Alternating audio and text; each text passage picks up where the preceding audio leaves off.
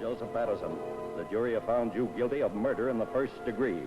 Have you anything to say before the court imposes sentence? Yeah, I got something to say.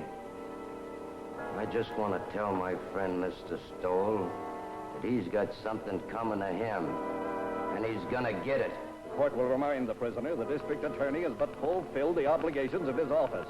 It is therefore the sentence of this court that the defendant shall be put to death during the week beginning June 2nd, 1938, in the manner and place prescribed by law. You are remanded to the custody of the sheriff. Edward Hennessy, Associated Press. This letter will admit you to the execution as required by law of Joseph Patterson, the state's prison, the night of June 4th. Check? Okay. Okay, Hennessy, move on in.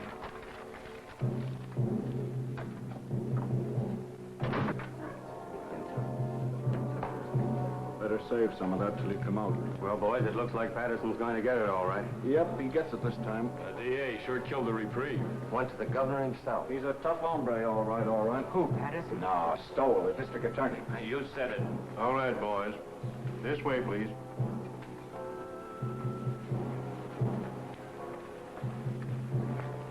Is it true that they smoke when Don't they put... think about it, Sonny.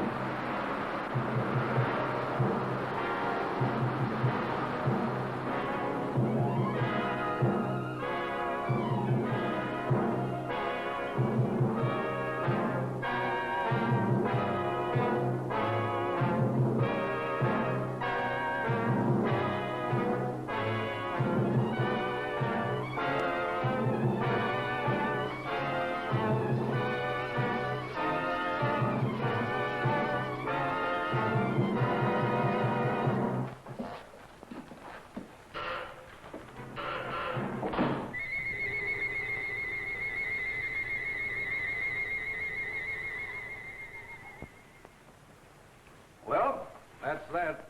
He thought of you right to the end, Mr. Stowell. Welshers, Sharpie, Welshers, they're all Welshers. You'd think life owed them something. This Patterson bumped off 4 himself, and how many others he's had knocked off I couldn't even guess. But when it comes time for him to pay off, look at the squawk he makes. Well, we can check off another on the old adding machine. 11 in 18 months. We're making progress, Sharpie, making progress. We'll have this town lily white the first thing you know. I wish you'd get rid of that hideous contraption. It gives me the willies. I'm not being too impertinent. Just an old Chinese custom, Sharpie. Chinese? You sound more like an Indian, if you ask me. An Indian counting scalps. It's my job to count scalps. It's still a life for a life, so far as I'm concerned, and will be till they rewrite those law books over there. For you, Miss Sharp. Oh, thank you, Sonny. You're welcome, Sharpie. The governor returned the record of the Patterson confession. I'd like to have seen his face when he listened to it. Patterson didn't have a chance. Through with it? I'll take it home and put it with the collection. I should think you'd have enough of them now. Don't be unkind to me this lovely morning, Sharpie. What about the mail?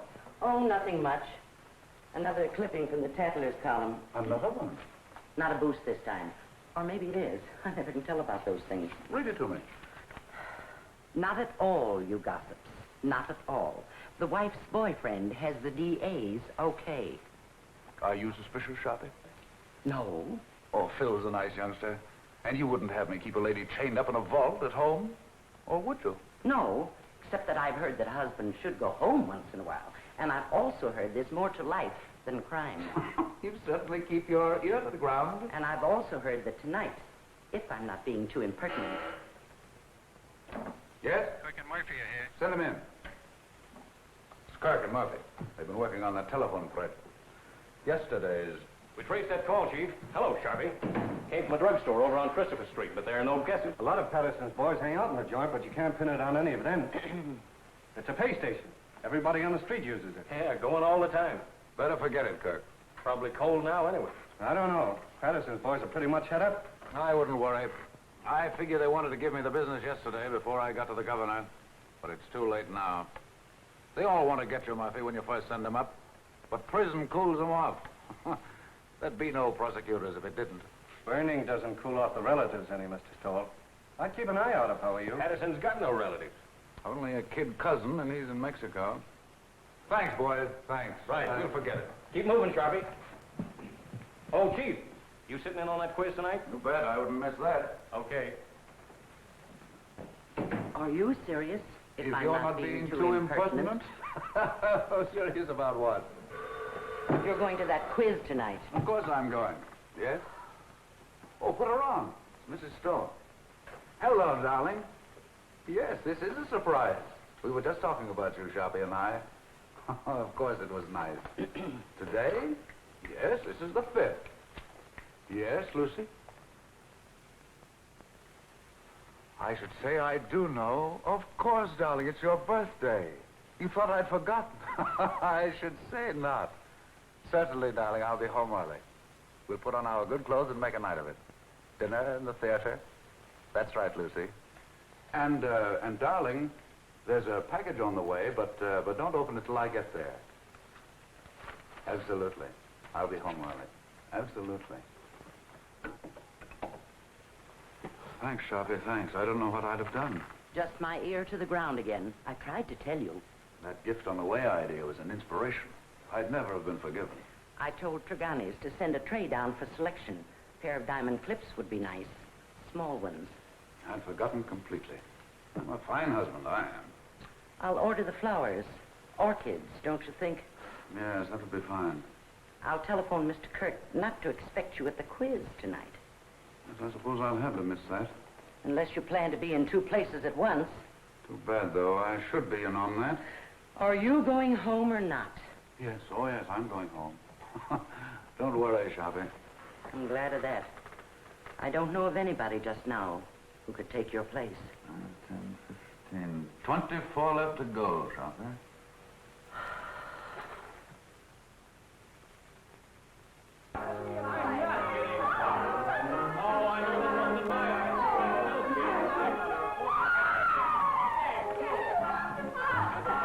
You want a drink, Phil? Oh. Yes, I need one. Me too. I get worse every time I play. You couldn't. Don't let him kid you, Liz. Thank you, Creola. I didn't know, Miss Stowell, if you wanted the ice melted or not. Oh, no, Creola. I think it's better this way. Thank you, ma'am. I can't believe it. She's marvelous. She's my new maid, but you should taste her biscuits. They're wonderful. I'll taste a highball if it's all right for everybody. 2 fingers, please. Don't make it too weak. Hello, Mr. Stowell. Hello. Why, hello, Jim. Hello. Jim, you're Jim. early. Hello. Jim. How are you? Just in time for a drink. Happy birthday, darling. It is now. I didn't know, Lucy. Why'd you keep it a secret? All the old girls do, Elizabeth. Hiya, Phil. Fine, Jim, fine. Would you like a drink, darling? I'm ashamed of myself for getting. Me, a cousin, too. Thanks, darling. I'll fix my own. I almost forgot myself. And I'm a husband. Hello. New glasses? Well, the set's from Phil. Isn't it lovely? Birthday present? Oh, they're just replacements for the ones I break. So you remembered. Well, that was nice of you, Phil. Seems I saw something in the papers recently about Lucy and Phil, didn't I? Just a bit of scandal. I can't get away with a thing. I saw that. I wish it hadn't gotten the newspapers, though. Not that I care particularly, but you know, a man in my position... You're joking, aren't you? It was a triple date, Jim, and I didn't show up. The young things took pity on me. You don't think I'm serious? You don't think I suspect Lucy, do you? I didn't know what to think. You know, when you're talking to a district attorney. Well, I hope I'm not bringing my job home with me, Elizabeth. Monster though I'm supposed to be. Caesar's wife must be above suspicion. To Caesar's wife. Wait a minute, John. Do you know what happened to Caesar's wife? Something dreadful. He killed her. Deader than a doornail. Oh. Well, let's just drink to Lucy. Absolutely. Thank you, darling. Hey, Mr. Stowell. Yes, Creola. Telephone. Who is it, Creola? Who is it? It's the gentleman who works in your office, Mr. Stowell. It's Mr. Curry. Oh. Oh, please, Jim. Oh, of course, darling, of course. What's the matter with me? Tell Mr. Kirk I'm not in. And Creola, I'm into nobody from now on. Understand? Nobody. Yes, sir. I understand. You just ain't in. I still don't believe it. Sometimes I wonder if Jim is my husband or just district attorney. How goes it at the university, Phil? I'm on my last postgraduate course right now, political science. Do you know, after this, I'm afraid I'm going to have to go out and go to work? He hates to give up watching football practice. Come on, Einstein. We've got to go. I'm going to make him study tonight or bust. Let's bust. A great, big, beautiful bust all over town. What do you say? Oh, you ninny, come on. Thanks, Lucy, for the game and the drink. See you soon. Bye-bye. Happy Goodbye, birthday. kid. Thank you. Good-looking pair of kids. Nice, too. I wonder if they'll ever get married. Mr. Stowell, I told the gentleman you said you wasn't in, but he didn't believe me, Mr. Stowell. He says to tell you it was important, and to tell you that the cousin from Mexico was in town. But he didn't say what cousin, Mr. Stowell. That's all right, Crayola. Thank you. You're welcome. What does that mean, Jim? The cousin from Mexico? Nothing at all. Kirk shouldn't bother me here with details. Well, we'd better go along then. We'll have to hurry if we're going to dress. There's no place to hurry to when I'm with you. Oh, darling.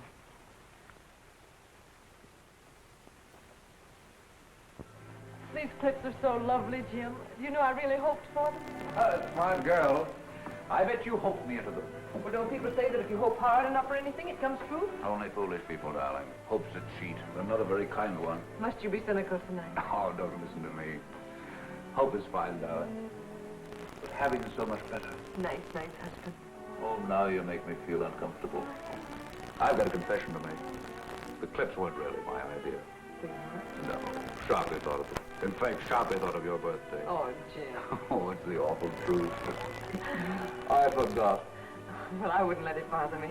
Sometimes I wonder how you manage to remember as many things as you do. And you're the only thing in the world really worth remembering. That's nicer than any present, Jim. Except I didn't remember. But someday I will. Someday I'll stack up all the things I've forgotten in one huge celebration for you. And will that be a day? This day, this nice small day is all right. Just having you home again like this is enough. I haven't been anywhere. I know, but it seems you're never home anymore. Never? Well, almost never. At first, I used to be able to console myself by saying, your husband's a great soldier. He must be off to his wars. But lately, it's been harder and harder making it work. I don't seem to be able to console myself that way anymore. I just want you with me, especially when it's getting dark. I suppose I'm just lonesome. Or maybe I'm afraid of ghosts. Just a minute, listen.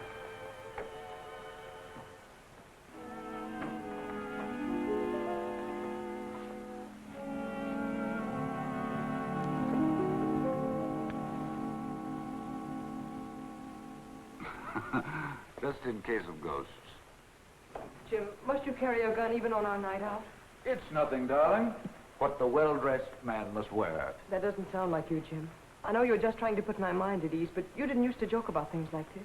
It's nothing, Lucy, I promise you. But it isn't nothing. When you scolded Liz this afternoon when she was joking about Phil and me, you said you didn't want to bring your job home with you. Now you are bringing it home with you. You really mean it, Lucy? Well, look, Jim, we can't even go out on a birthday celebration without your being armed. I'm sorry, Lucy. But it isn't as serious as you think. The gun has made everything sort of melodramatic. But I didn't realize that I was bringing the job home with me. Sharpie accused me of it, but I wouldn't listen. I've been wrong. I stand convicted. Pardon me, Governor, and I promise it won't happen again. But it isn't just the gun, Jim. I know, darling, it's me. It's the job. It's everything about me. Yes, Crayola? These just come. Orchid. Oh, this is my birthday. Jim, you're a darling. You're a considerate, impeccable husband. And I'm ashamed of myself for saying the things I did a few minutes ago. Now I'm caught again. Caught? Sharpie thought of the flowers, too. Oh, dear. Well, anyway, this is my birthday. I'll try to think of something original before the evening's over now.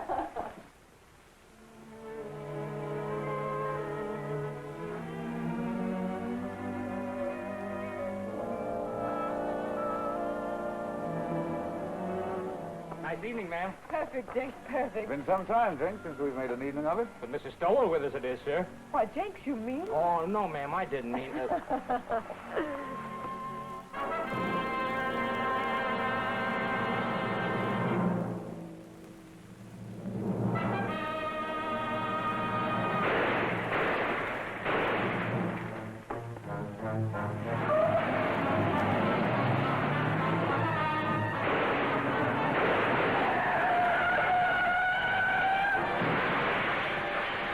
Oh, Jim. Jim, Jenks, call an ambulance.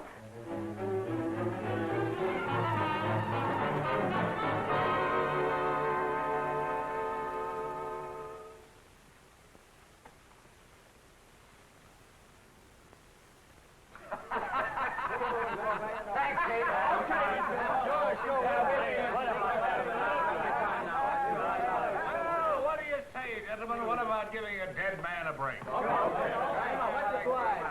And let it show on the front pages.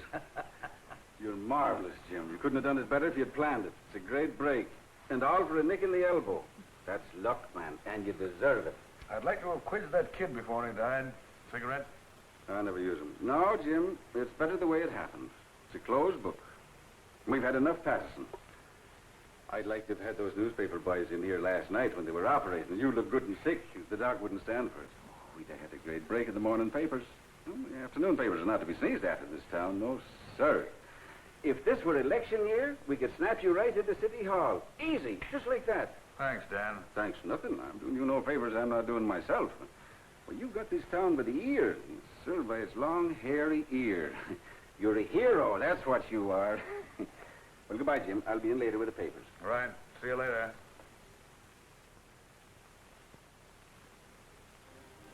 They've all gone, darling. Enjoy your walk. Oh, yes, Jim. While I was walking, I did a lot of thinking. An awful lot, Jim. Bad for your complexion, darling. I heard those reporters talking coming out of the elevator. I couldn't believe they were talking about you. I overheard one of them say the Inquisitor almost got it himself. Don't you think, Jim, that when things like this can happen, when people try to kill you in front of your own house, don't you think it's high time one of us started thinking? I've been thinking myself, Lizzie. Quite a lot, too. But I mean about us, Jim.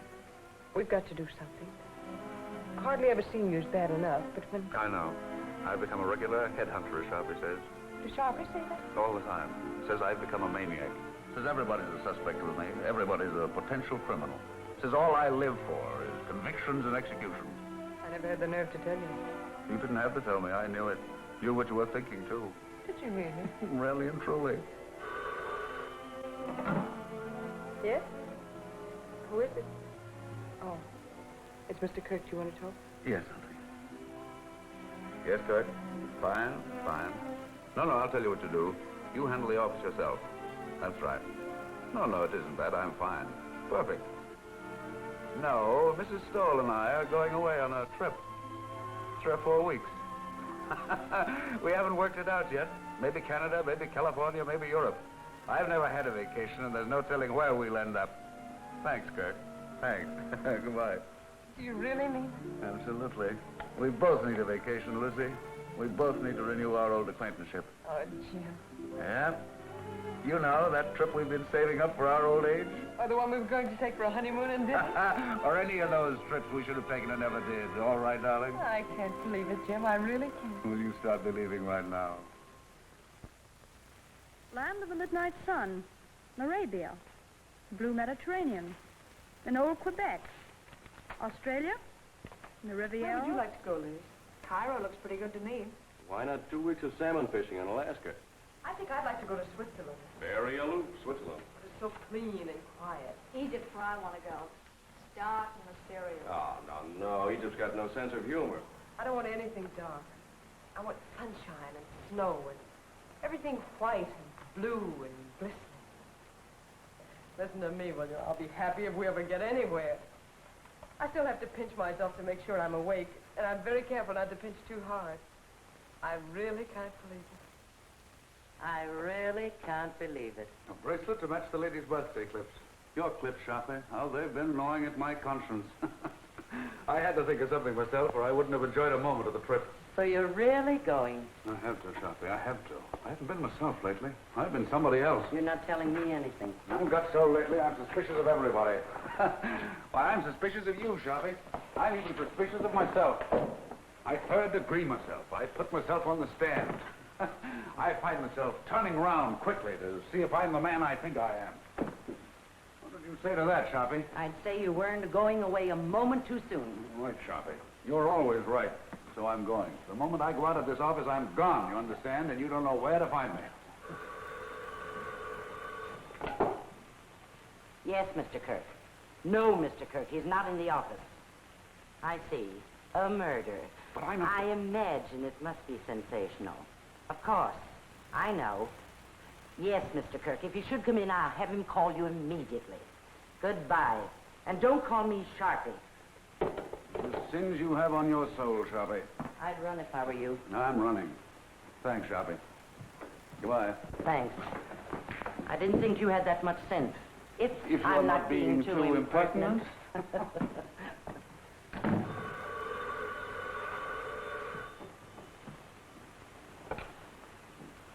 Sorry, Mr. Stoll's not in the office, and I don't know where to find him. Oh, it's the police headquarters. I'm sure it must be very important, but I have no idea where to find him. So sorry. So very sorry. Goodbye.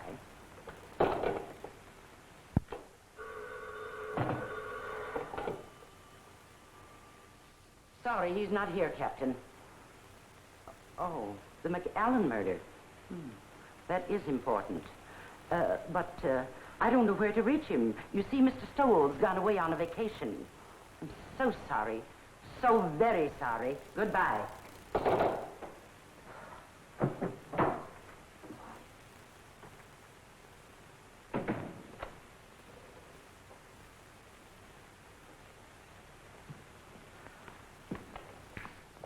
Hello, Sharpie.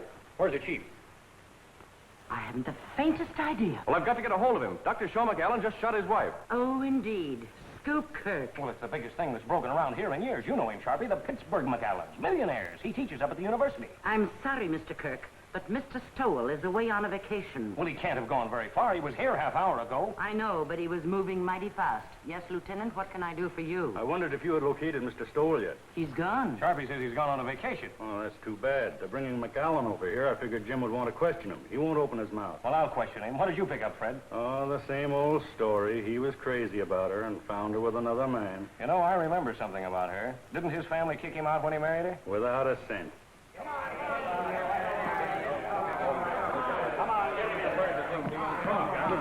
Sit him down there. Well, we'll see if the district attorney can make your call. Now you're quiet! Shut up! I think I'll be going now, if you gentlemen don't mind. See if you can locate the chief. Now, Mr. McAllen, spill it.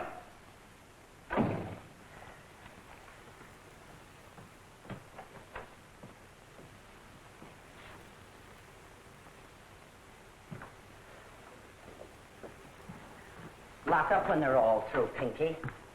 And put the cat out. Okay, Sharpie.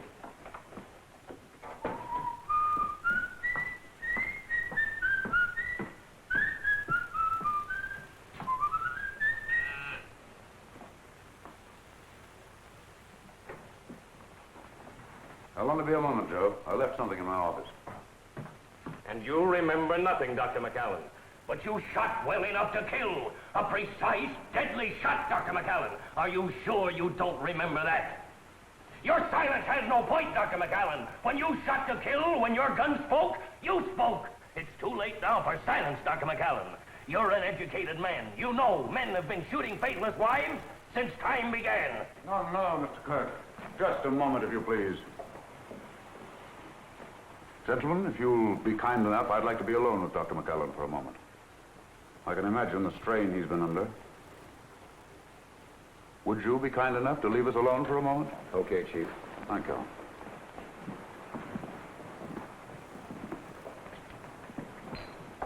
I'm sorry, Dr. McAllen. We've been so inconsiderate. Sometimes my men allow their ambitions to run away with them.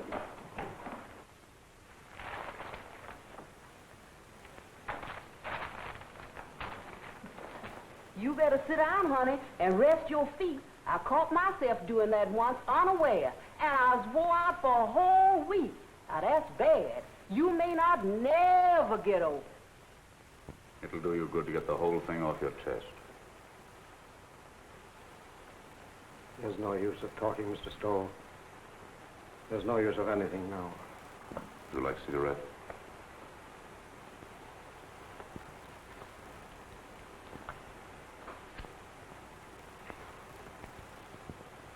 Drink? I have some very good brandy. I don't want you to talk if you don't feel like it. I just want you to know we're not monsters here. We're just human beings like yourself. They can do what they want with me. It doesn't matter anymore. Nobody's going to do anything to you, Dr. McAllen. I'm not trying to hide anything. I shot my wife. I killed her. I Are you sure you wouldn't like a drink? I suppose it all happened suddenly. Only this afternoon. Only a few hours ago. I was leaving home for class. When I realized it was raining, I went back for my raincoat. It was then I saw her sitting in her room before the mirror. Never had she seemed so beautiful. Sitting there in the dark, with only the two small lights on her dressing table burning, powdering her neck and shoulders, smiling and humming, happy with herself. Never had she seemed so beautiful as at that moment, with the mirror light shining up on her face, and the rain beating on the window behind her. All husbands have moments like that. And at that moment, I realized how terribly I'd neglected her. Oh, I know it sounds horrible now, but it was for her sake I neglected her. For her sake, I worked, studied. I wanted her to have good things, and we were poor, very poor. I understand. You watched your wife before the mirror. And as I watched her, I said to myself I would never neglect her again. And then I tiptoed across the room to the dressing table. With her humming, she didn't hear me. I leaned down quickly and kissed her. Instantly, the moment I kissed her, she shivered. Her flesh became goose-pimply as with cold. I saw her face in the mirror looking up at me, and all its happiness was gone. On it was a look of revulsion. I was speechless, stunned. I see. The Japanese have an expression. A woman tells the truth to her mirror. And then she recovered and looked up at me and laughed and said, "You should know better than to ruin a lady's makeup." She began to powder the spot on her neck where I'd kissed her. And she got to her feet and kissed me on the cheek. "I've got to run along," she said. "I'm playing bridge at Sonia's. I'll see you for dinner." She ran out. I stood, still speechless, and watched her go. I see. And that was how it began. My brain was on fire. I was sure there was only one explanation. She was making herself beautiful for some man, and she was going to him. She wasn't going to Sonia's. I followed her in the rain. And what finally happened, Dr. McAllen? I killed her. I know, but the circumstances. It's all unreal to me. All blurred. I was blind, insane. I saw her enter a house. I went to a window. I saw her run into a man's arms. The fire in my brain became a fury. I didn't realize I'd drawn the gun. I didn't realize I'd fired it. Until I saw her body crumble to the floor. And then I knew I'd killed her. In that instant, I knew I'd lost forever the one thing in the world I loved. It's my fault. My stupidity. My neglect.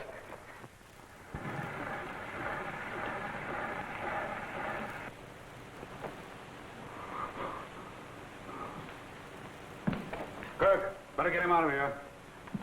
Well, looks as if you'll have to give him a lift. Come on, let's get going. Better have the doctor give him a shot or something. A sleep will do him good. Did you get it recorded? Yes, sir. Every word of it. It's right there. We've got a written transcription, too. It'll send him to the chair. Did you ever hear such a fairy tale in your life?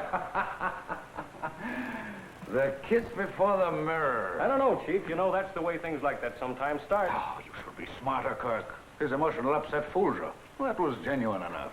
But the kiss before the mirror story, that's something else again. Wait till a jury hears it, with the proper commentary by the prosecution, I mean. You want to transfer the cylinder? No. I like it flat. I can play the whole thing through then. I think I'll take it home and lock it up. Keep this quiet. The McAllen family will probably leap to the rescue with their millions now the wife is out of the way. And by tomorrow, they'll have all the legal brains in the country lined up against us. They'll repudiate the confession. They'll repudiate it, all right. But if we don't mention it, they won't worry about it. That is, until we spring it. And I have an idea something can be made of it at the right time. It's going to be a battle. I won't say a word. Oh, you wanted this. Oh, that's something else. I forgot this earlier.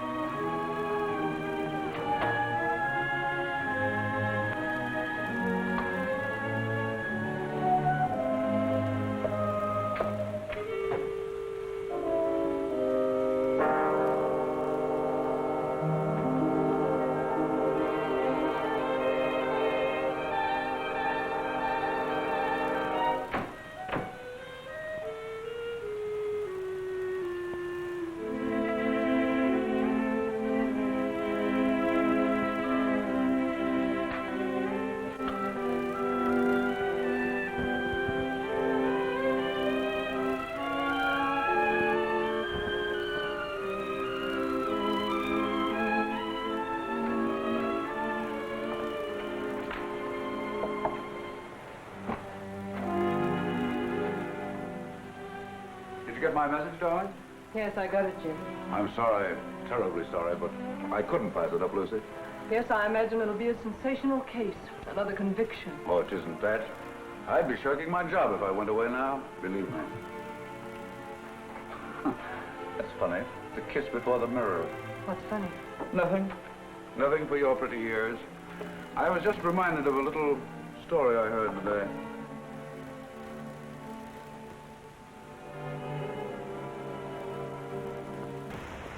Dave Morrow to defend McAllen.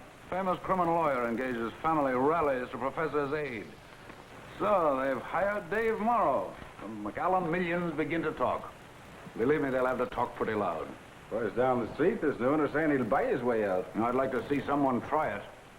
This is one case I'm going through with to the limit. I can understand some bohunk full of booze on a Saturday night cracking another mug's skull over a crap game.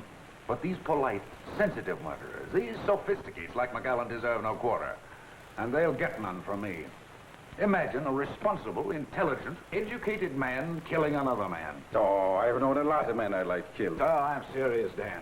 You wouldn't do it. I wouldn't do it. And the last thing either of us would ever think of doing is killing a woman. Crimes of passion, psychologists call them. Crimes of decadence, I call them. Luxuries, indulgences. Yes? Kirk is here. Send him in. Well, Jim, I've got to run.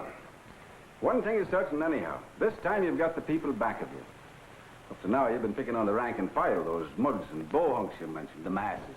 Now, you've bagged a highbrow, a millionaire, and it'll do you a lot of good, Jim. An awful lot of good. All righty. Well, how do you do, sir? Come on in, I'm on the way out. Goodbye, Jim, and good luck. See you later. Goodbye, sir. Well, he had a permit for the gun, all right. Seems he used to walk back and forth to his classes, and there have been a lot of holdups along through there after dark, and he got the gun for protection. But I don't know what a guy like that would do with a gun if someone held him up. He could use a gun, all right. That's the late Mrs. McAllen. Any news of the other man? Vanished completely. Not a sign or a trace of him. He was just a lodger there. Suppose McAllen knew this man. Suppose the whole thing was framed. I don't believe McAllen could frame anything. I've had a rule all my life, Kirk. Never take any human being for granted. Just think what getting rid of his wife would mean. His family's forgiveness. Return to the security of millions. A chance to follow his studies and comfort. What was he professor of, anyway? Political science. Oh, yes, I remember. See what an opportunity this man would offer? It's true. He neglected her. He said so himself. And why didn't he kill the man? That's what a man usually does. Kills both of them. But not a professor of political science. I was just telling Dan Ellison. McAllen's one of those sensitive murderers. Consider that fancy tale of his. The kiss before the mirror. It's raining out. He comes back for his raincoat, sees his wife, kisses her. She laughs at him. Suddenly, he sees red. My brain was on fire. I was sure there was only one explanation. She was making herself beautiful for some man, and she was going to him. She wasn't going to Sooniers. I followed her in the rain. And what finally happened, Dr. McAllen? I killed her. I know, but the circumstances. It's all unreal to me. All blood. I was blind, insane. I saw her enter a house. I went to a window. I saw her run into a man's arms. The fire in my brain became a fury. I didn't realize I'd drawn the gun. I didn't realize I'd fired it. Until I saw her body crumble to the floor. And then I knew I'd killed her. In that instant, I knew I'd lost forever the one thing in the world I loved. It's my fault. My stupidity.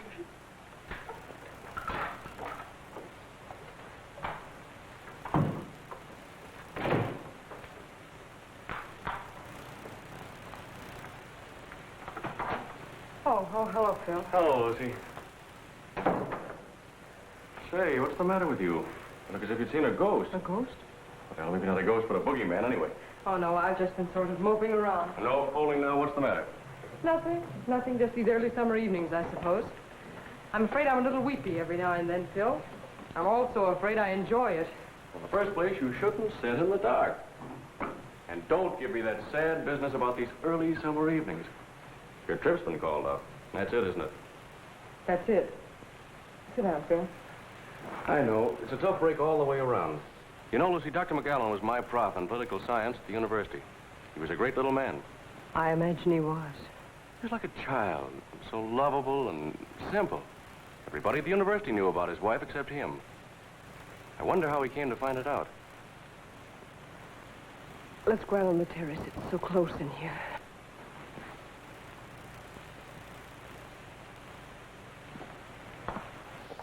This fresh air's better. You sure you feel all right? Oh, yes, I'm all right.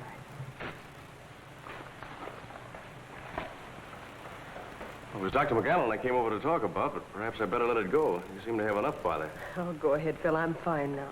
Well, Lucy, it's just that I'd like to see the poor gent get some sort of a break.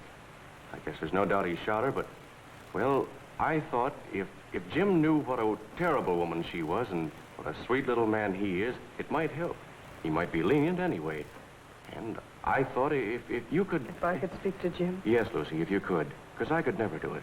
It'd be a waste of time, Phil. Well, I thought knowing Dr. McAllen... I know, but there's nothing you can do nor we can do. When Jim gets on a case like this, he's different. He's a stranger. His job becomes a mania with him. I don't know him. I don't understand him. I'm even afraid of him. I'm really sorry I mentioned this. Oh, I guess it isn't as bad as it sounds, Phil. Jim's always thoughtful and gracious with me. It's just that other side of it. I understand perfectly. That's a tough racket he's in. I'm sorry I bothered you. I wish I could be of help. Well, I wish I could be of some help to you, Lucy. And when Jim is off on one of those cases, you know, I mean, whenever you need some laughs, why, give me a ring, will you? Oh, thanks, Phil. If ever I feel like I need some laughs, I'll do that. How's Liz? Oh, fine, fine. But she's ambitious as the devil. She wants me to get a job right now. How disgusting. It's terrible. She wants me to give up my boyhood. Well, I've got to go. Good night, Phil. Good night, Lucy.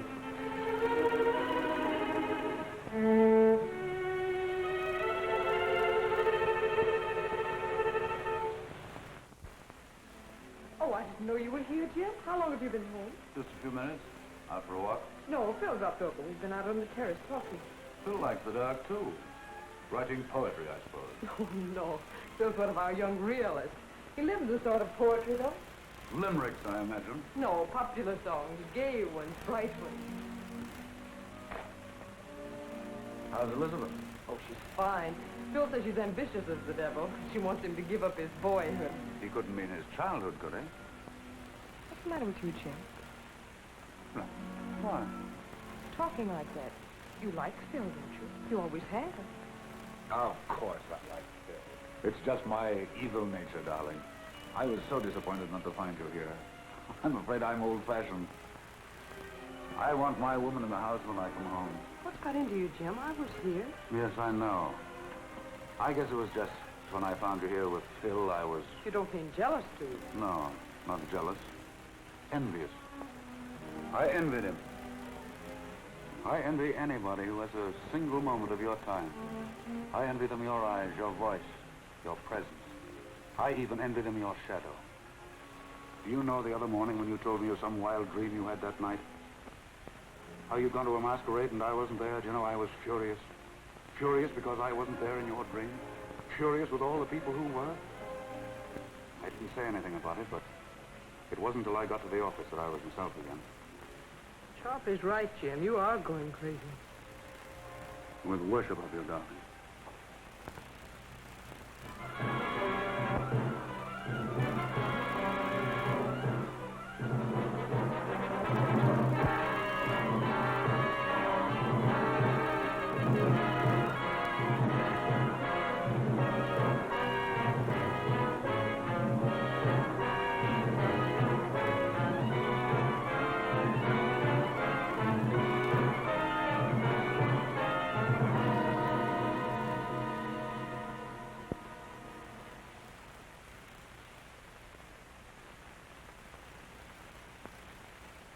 thought they had some idea like that. More coffee? Like what?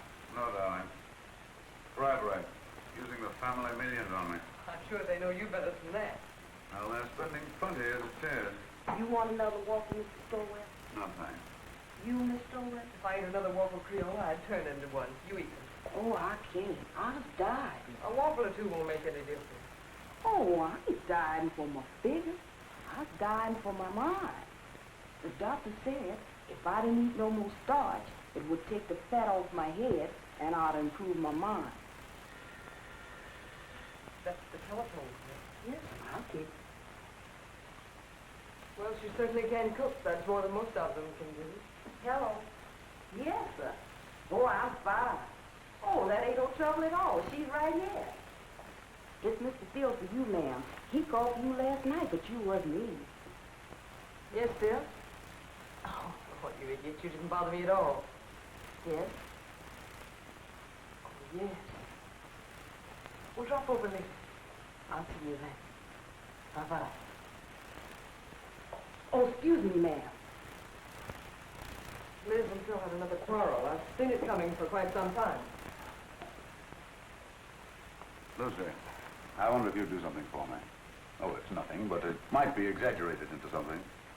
Phil is chairman of the University Committee to help McAllen, isn't he? Yes, that's one of the things he and Liz quarreled about. She said it took up too much of his time. Well, you can see, with rumors about like this, bribery and so on, it might be just as well to keep away from Phil until after the trial. You understand, don't you? Seems a little silly somehow. Appearances can be awfully important. If I sound like one of those husbands, you'll have to forgive me. Goodbye, darling. Goodbye, Jim.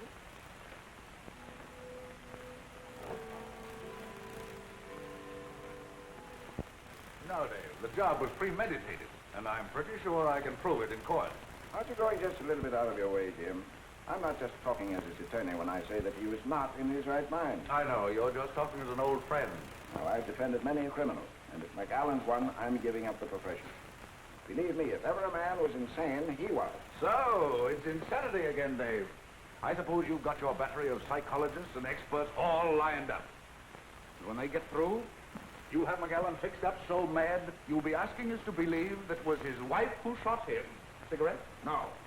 But I tell you, the man was really crazy. It's the only possible explanation. If you keep on, none of us will be responsible for anything. We'll do what we like. We'll steal, kill, anything.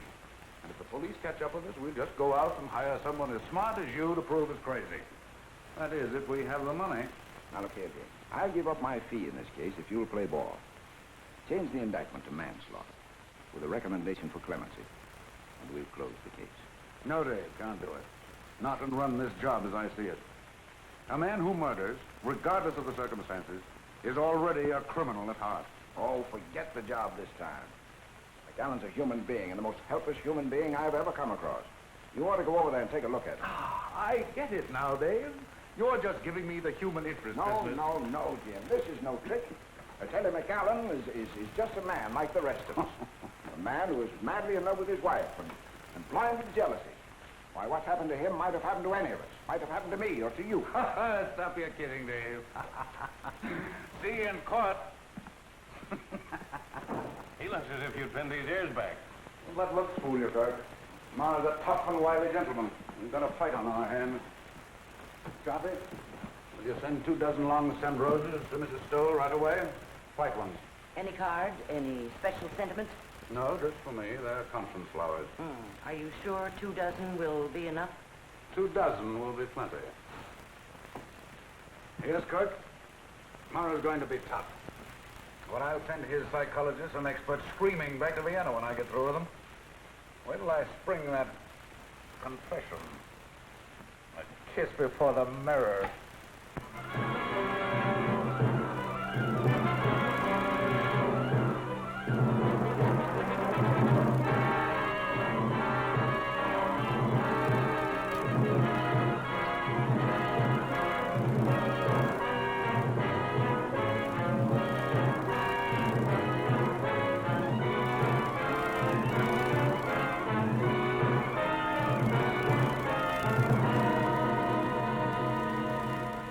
You admit, then, that you neglected your wife.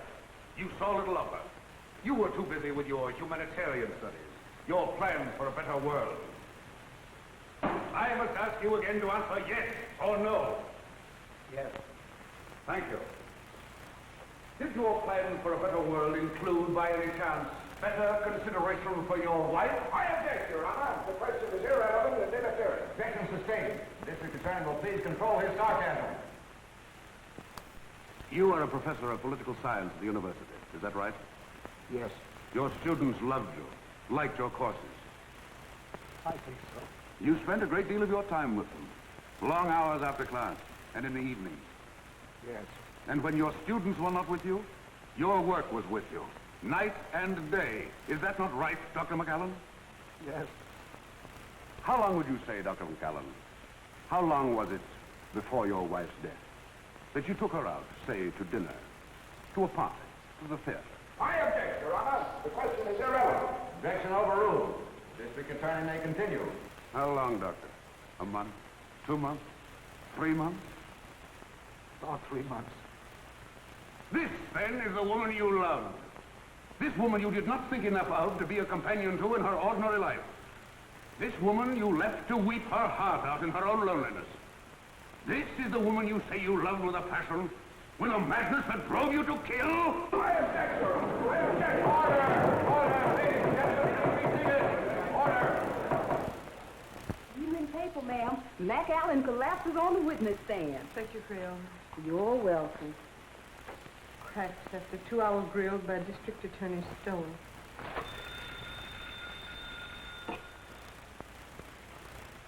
Hello. It's the telephone, ma'am. Who is it, Creole? It's for you, ma'am.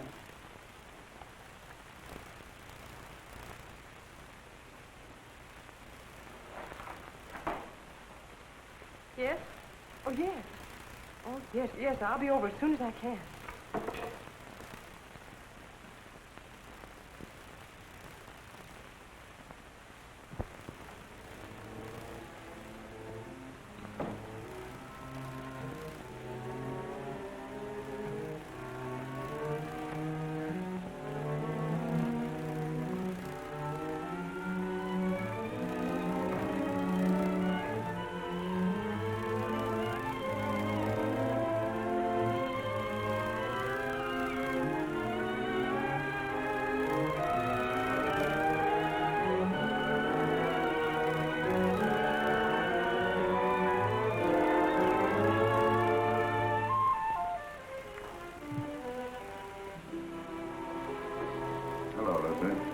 I didn't expect you home so early. I've had one of those days. Yes, I know. I read it in the paper. Sort of a Roman holiday, wasn't it? You shouldn't read the papers, Lucy. They're not for your pretty eyes.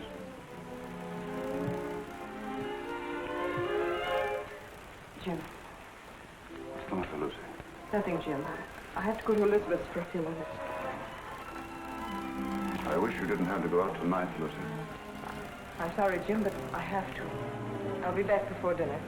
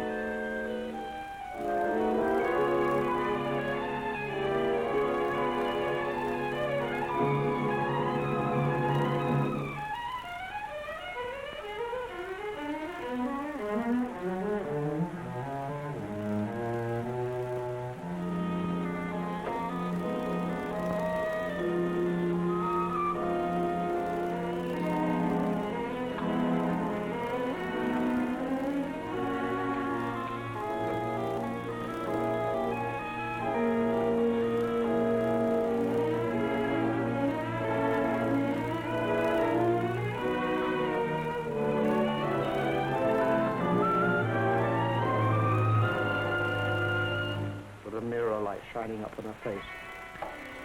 I leaned down quickly and kissed her. Instantly, the moment I kissed her, she shivered. Her flesh became goose-pimply as with cold. I saw her face in the mirror looking up at me, and all its happiness was gone. On it was a look of revulsion.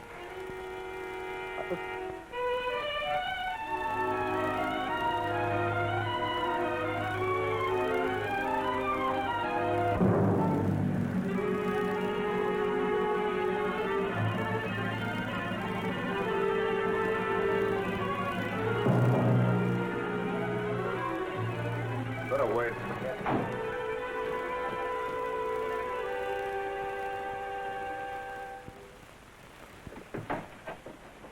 Why, Jim.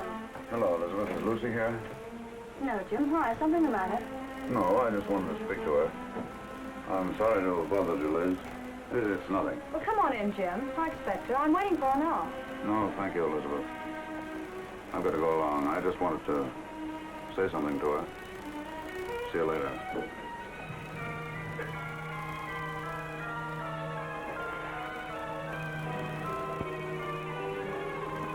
406 Maple Drive. Yes.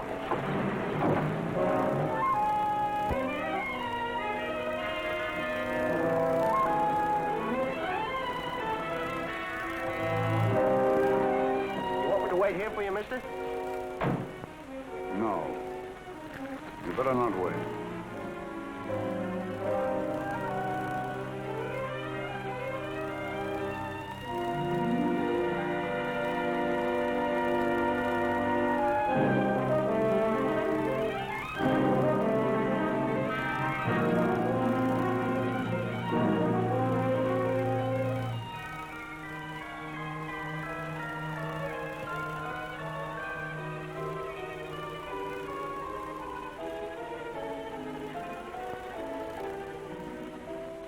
So beautiful for some man. She was going to him. She wasn't going to Sonia's. I followed her in the rain. It's all unreal to me. All blood. I was blind, insane. I saw her enter the house. I went to a window. I saw her run into a man's arms. The fire in my brain became a fury. I didn't realize I'd drawn the gun. I didn't realize I'd fired it. Till I saw her body crumble to the floor. Then I knew I'd killed her. In that instant, I knew I'd lost forever the one thing in the world I loved. It's my fault. My stupidity. My neglect.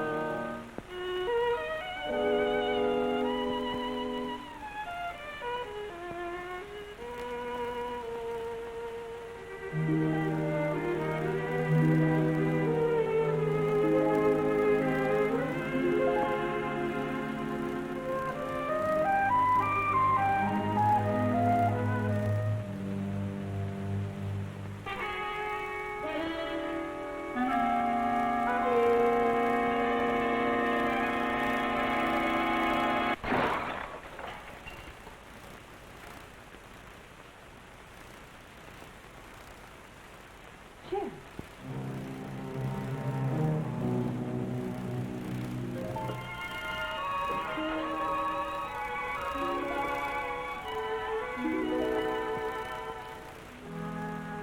It was a stupid record. I should have bought some new ones. Liz said you were looking for me. What is it, Jim? Nothing. Nothing much. I guess the case is about getting on my nerves. I simply wanted to tell you that I wouldn't be at home tonight. I'm staying in town. Oh, I see. It's much better if I'm near the office. Yes, I suppose it is. The office is terribly important. I can get someone to stay with me here. Yes, I'm sure you can. See you tomorrow.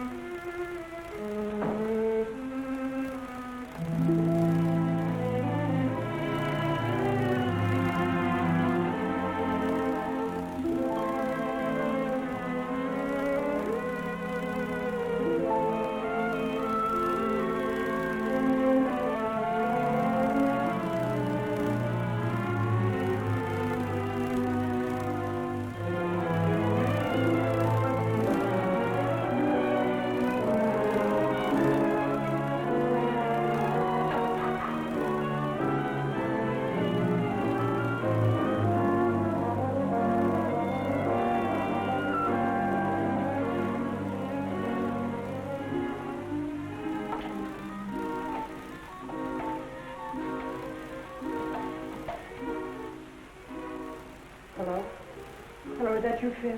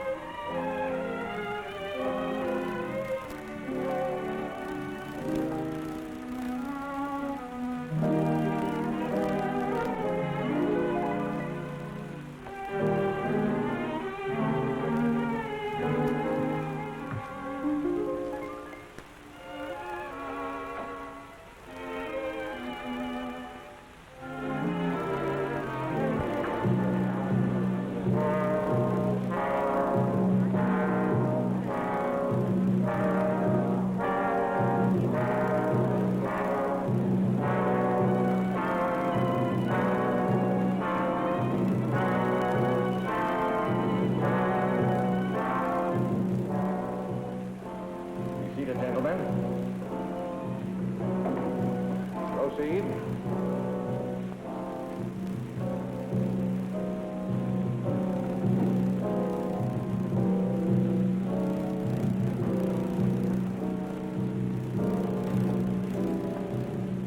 Chief.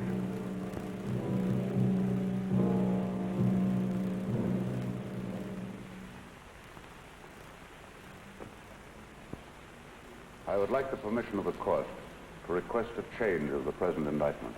In the form in which it was returned? In its form and in its intention. This request is quite unusual. But I beg Your Honor to believe it has nonetheless been most carefully considered. The jury will please retire.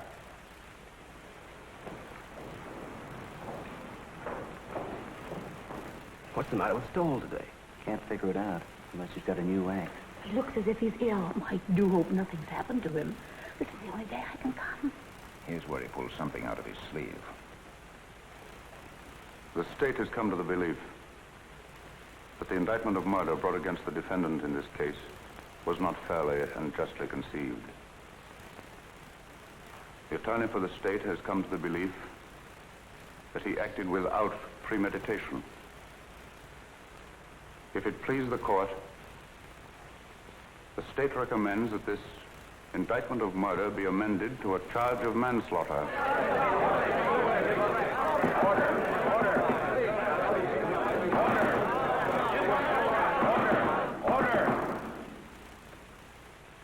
This is a serious recommendation. May the court ask what consideration led the attorney for the state so to change his conviction? An unusual consideration. Since the adjournment of court yesterday, he has had experience with a case that, to a great extent, parallels this. In fact, is extraordinarily similar to it. And his findings in that case have urged him to reconsider this.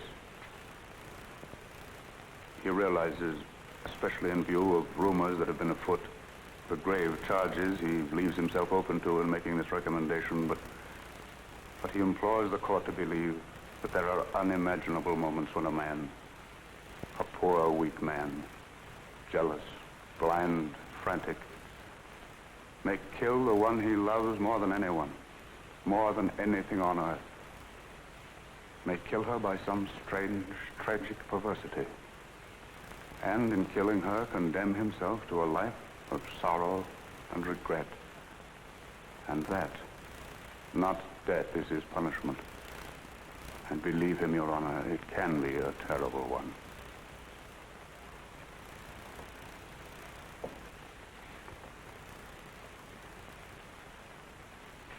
I see.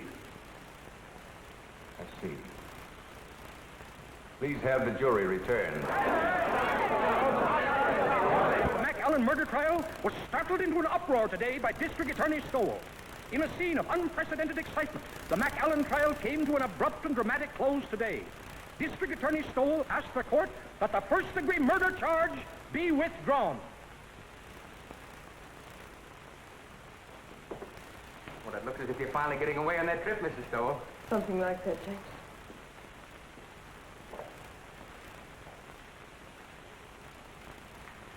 Miss Stoll! Miss Stowell? That's it, Creola. Mr. Stowell just let that McAllen man go. He let him go. Yes, something like that. You just come on in and listen, Miss Stowell. For the alleged rights players, surprise the spectators and the court by asking that the first-degree murder charge be dismissed. The jury, following Judge Forbes' instructions, immediately returned a verdict of manslaughter with a recommendation for clemency. The penalty calls for from 10 to 20 years. District Attorney Stoll has blankly refused all further discussion of the case. We will now continue with our regular program. I thought sure they was going to electrify him. Thank you, Creola. I learned a lot just sitting here on my day off, improving my mind.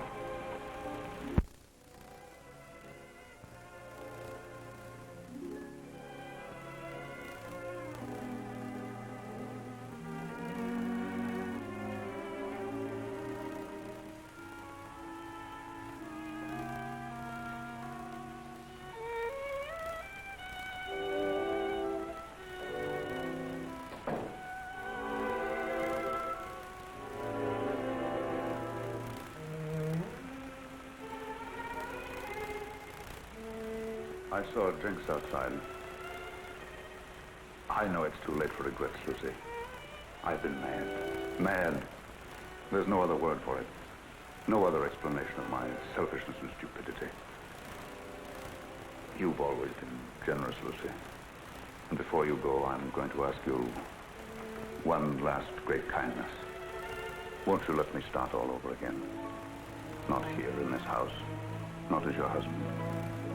Not even as an old friend, but just as if we'd only met. Strangers, meeting for the first time. Like that first snowy day in New Haven. And let me try to win you back. I don't know, Jim. When you walked out last night, it seemed that your job, the prosecutor, had won. Believe me, Lucy, I didn't know. I didn't realize what had happened between us until yesterday when I saw you sitting before the mirror. When you kissed me? Yes, when I came home. I hated you then. I just read your cross-examination of McAllen and how he collapsed on the witness stand. And you seemed to me more of an executioner than an attorney. I know. I understand, Lucy. And afterwards, when you left the room, I realized the truth for the first time.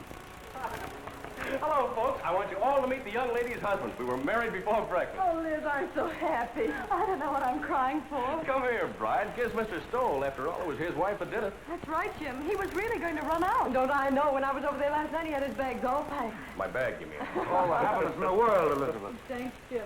I don't have to wish you happiness, Phil. You have it. Thank you, Jim. I hate to admit it in front of two women, but I think you're right.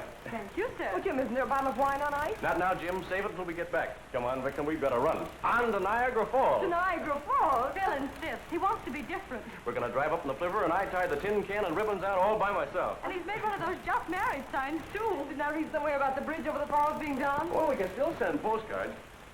That was a marvelous thing you did today. You're a great man, Jim. Hardly. I just came to my senses, that's all, Phil. Well, come on, Liz. We've got to be moving. Well, goodbye, Phil. Goodbye, Jim. Goodbye, Lucy. Goodbye. Good luck. Thanks again, darling. Forget it. Ring us up when you get back. Come on, Mama. We got to go. Don't call me Mama. I don't like it. Oh, you better get used to it. Hello. It's the telephone, Mr. Stowell. Who is it, Creola? It's that Mr. Allison from the office, and he said it was most urgent. No, Dan. No, I've had enough of the job. Enough for a while, anyway. That's right. No, I won't do it. No, I'm not resigning, Dan. The job's all right. The trouble's with me. I've just got wise to myself. But, Jim, the newspaper boys are packed outside, and there's some pretty nasty talk going around. Yes, bribery. The McAllen millions, you know what I mean. Let them talk. Let them investigate. Let them do what they like. I'll take care of them all when I get back. Let me talk to Sharpie. Yes, Mr. Stoll. With the greatest of pleasure.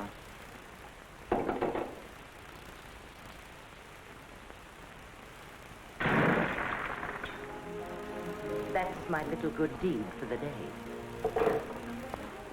Never mind that, Jane. And please bring the other bags back. I won't be going for a few days. Yes, ma'am.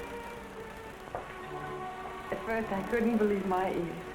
Someday, darling, I'll tell you a story and you won't believe your ears. About us? About me. About my great reformation. It happened last night. Tell me. I'll tell you on the boat for Europe, darling.